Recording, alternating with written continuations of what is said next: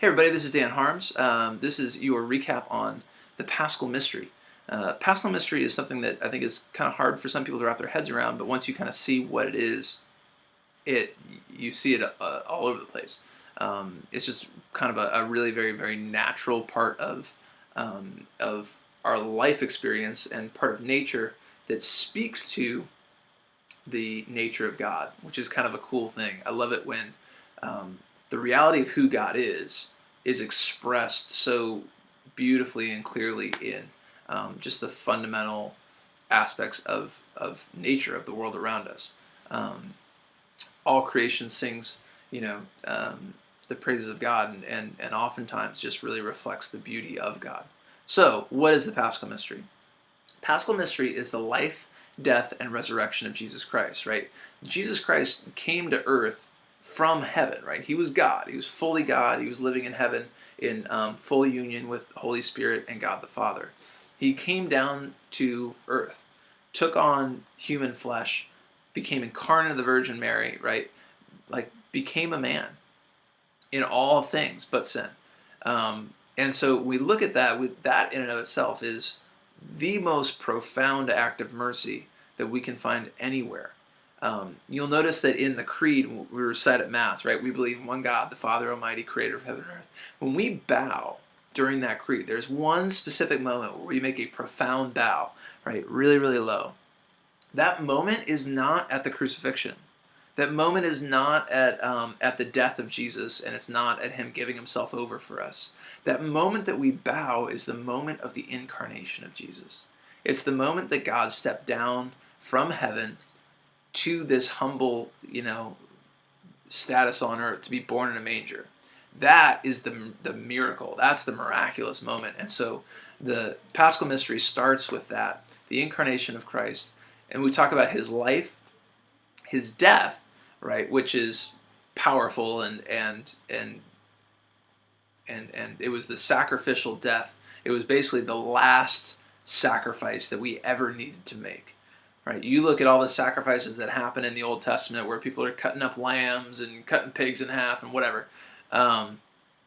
Jesus says, look, I am the last sacrifice. I am the sacrificial lamb. Once I make my sacrifice, once I sacrifice myself, right, there can be no more valuable sacrifice. There's nothing more valuable than sacrificing God himself. And so the sacrifice of Jesus is wrapped up in that death of the Paschal Mystery. And then comes the third part that really blows people's minds, and that is the resurrection. Right? So the Paschal Mystery is three things: the life, the death, and the resurrection of Jesus. And the resurrection is the part where we're just like, what? Like, what happened? Right? Jesus dies. He spends 3 days dead. And while he's down in hell, beating Satan in the face, right, he overcomes death. He's like, death has no hold on me. I can break the bonds of death. And in doing so, he breaks the bonds of sin that held so much of us and so many of us. And he says, look, if you come and you follow me, you too, when you die, do not have to be held down by death and sin. Because I've already won that battle. I died, I went down there, punched Satan in the face, and now I've risen again. And so when we talk about the Paschal Mystery, we're talking about just that amazing transformation, the life, the death, and the resurrection of Jesus Christ, overcoming death and defeating sin, and in that resurrection, bringing us new life as well. So that's the Paschal Mystery, life, death, and resurrection. Where do we see the Paschal Mystery around us? All over the place, night and day, right? Anything that's like cyclical like that, nature, you see it all over the place with, the seasons. Have you ever seen a forest that got burned in some sort of a gnarly big fire, right? Forest was alive, and then all of a sudden fire came down and burned the whole forest up. That's death. And the most beautiful thing, I used to love this in California because we have forest fires all the time. I go driving up into the mountains, and you would see among all the char and like trees that are just like barely standing there, just stacks of ash, you would see sprouts of bright green, brand new life coming up out of the ash. It's incredible.